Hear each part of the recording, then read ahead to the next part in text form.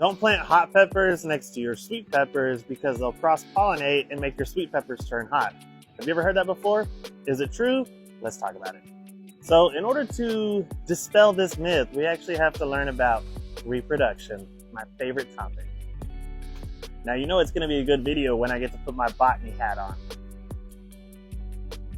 So when it comes to plant reproduction, you have sexual reproduction and asexual reproduction. First, I'm going to show you what asexual reproduction is.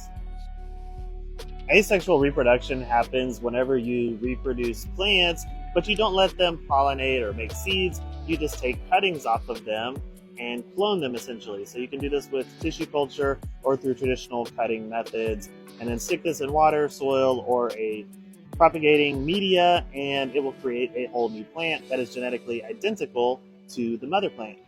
And sexual reproduction is done through pollination. Now the pollen can come from the same plant, the same flower, or a different plant and a different flower, in which case you would get genetics from this plant and this plant that would then cross. But those mixed genetics don't show up until the children show up. And what are the children of plants in this case? Those are going to be the seeds that are the next generation of plants.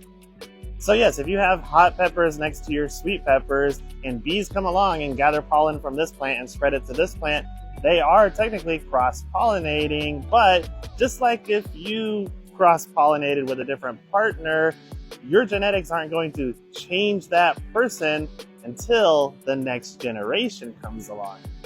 So in this case, in the home garden, you don't have to worry about your sweet peppers turning hot, even if they get cross-pollinated. However, if you were to pull seeds out of one of those peppers and then save them for the following year, at that point, you may get a mixture and have plants that are hotter than the original plant.